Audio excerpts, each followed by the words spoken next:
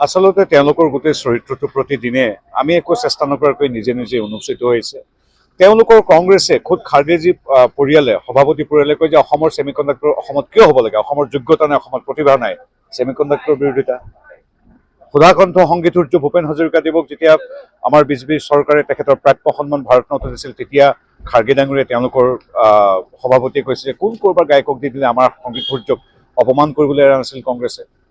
এতিয়া ছেমিকণ্ডাক্টৰ যেতিয়া হ'ল তাত বিৰোধিতা কৰি এতিয়া এলিভেটেড কৰিডৰ হৈছে যুৱকুলৰ জীৱন ৰক্ষাৰ্থে আৰু এটা ৭,০০০ কোটি টকাৰ ব্যয় সাপেক্ষে এটা মানে এটা অভিলাষী প্ৰকল্প, যি যাতায়াতী ব্যৱস্থা সুচল কৰাৰ লগে লগে আমাৰ কাজিৰঙাৰ গোটেই আমাৰ সমস্ত যুৱকুলৰ যাতে দুৰ্ঘটনাৰ পৰা মুক্ত হৈ থাকে তাৰ বাবে ব্যৱস্থা সমগ্ৰ পৃথিৱীয়ে তাক আদৰিছে। যে হয় এইখন চৰকাৰে বা দুয়োখন চৰকাৰে ইনফ্ৰাষ্ট্ৰাকচাৰ বা আন্তঃগাঁথনি উন্নয়নৰ সমান্তৰালভাৱে জীৱ জন্তুৰ কথা ভাবিছে, যিদৰে ভাবিছে সাহিত্য সংস্কৃতি বিশ্ব ঐতিহ্য ক্ষেত্ৰত দিয়াৰ লগতে সকলোৱে ভাল পাইছে, প্ৰত্যেকগৰাকী ব্যক্তিয়ে ভাল পাইছে।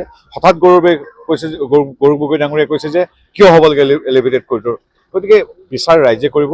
আৰু তেওঁ আকৌ হঠাৎ পেট্ৰিয়ট হৈ কৈছে যে মথাউৰি বনালে ভাল আছিল।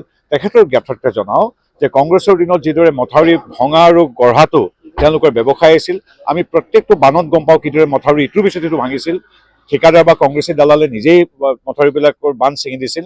তাৰ বিপৰীতে আজিৰ তাৰিখত প্ৰায় ৯৯% বিভিন্ন বানত দেখিছোঁ আমি ৯৯.৯% মথাউৰি সুৰক্ষিত। আৰু আজিৰ তাৰিখতো জলসম্পদ বিভাগে অতি সুন্দৰভাৱে পীযুষ হাজৰিকাৰ নেতৃত্বত সকলোবিলাক মথাউৰি পুৰণি নতুন সকলোবিলাক সুন্দৰভাৱে বান্ধি তুলিছে। এতিয়া কথা হ'ল গৌৰৱ গগৈৰ উদ্দেশ্যে এইটো কথাই কওঁ যে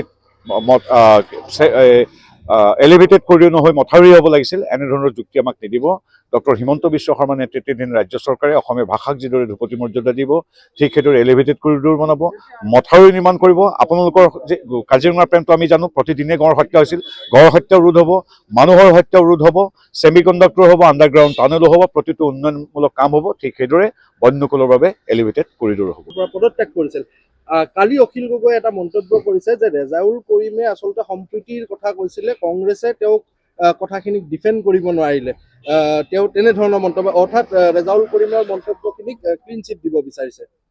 গৌৰৱ গগৈ এতিয়াতো আৰু আমাৰ অসমীয়া মানুহৰ প্ৰতিনিধি হৈ থকা নাই, তেখেতে জাতীয় দায়িত্ব নতুনকৈ বেলেগ এটা লৈছে, নিজে স্বীকাৰ কৰিছে কিছু সময়ৰ আগতে। গতিকে তেওঁ সেইবিলাক জাতীয় দায়িত্ব লৈ অখিল গগৈয়ে সেই জাতীয় দায়িত্ব যিবিলাক কৈছে, নতুন জাতীয় দায়িত্ব তেওঁ নিজে নিজে গ্ৰহণ কৰিছে। গতিকে সেই জাতীয় দায়িত্ব লৈ তেওঁ সন্দেহযুক্ত মানুহবিলাকৰ মাজত গৌৰৱ গগৈৰ সৈতে প্ৰতিযোগিতা কৰক।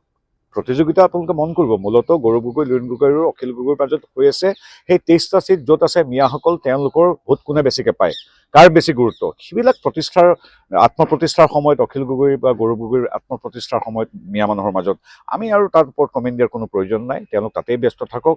আৰু মূল কথা এইটোৱেই যে আমাৰ শিৱসাগৰ, যোৰহাট বা তিনিচুকীয়াক ধুবুৰীৰ দৰে কৰি পেলাম বুলি যেতিয়া ৰেজাউল কৰিমে কৰিছিল, তাত গৌৰৱ গগৈ মৌন হৈ সন্মতি দিছিল। তেওঁ কিন্তু তেওঁক বৰখাস্ত কৰা নাছিল, কাৰণ দৰ্শোৱাৰ জাননী দিয়া নাছিল, নিলম্বন কৰা নাছিল। আমাৰ অসমবাসীৰ জনৰোষত এই মানুহগৰাকীয়ে পদত্যাগহে কংগ্ৰেছৰ পৰা কৰিবলগীয়া হৈছিল। গতিকে গৌৰৱ গগৈ মৌনভাৱে সন্মতিয়ে দিছিল। অখিল গগৈ, গৌৰৱ গগৈ এইটো মিয়া প্ৰীতিৰ কথা এতিয়া কৈ আৰু এনেই সময় নষ্ট কৰাতকৈ আমি এলিভেটেড কৰিডৰ, আমাৰ অৰুণোদয় আঁচনি, যি অৰুণোদয় আঁচনি কংগ্ৰেছে বন্ধ কৰিব লাগে বুলি কৈছে, সেইটো জনাই থওঁ যে হাজাৰ চেষ্টা কৰিলেও কংগ্ৰেছে অৰুণোদয় আঁচনি অসমত বন্ধ কৰিব নোৱাৰে।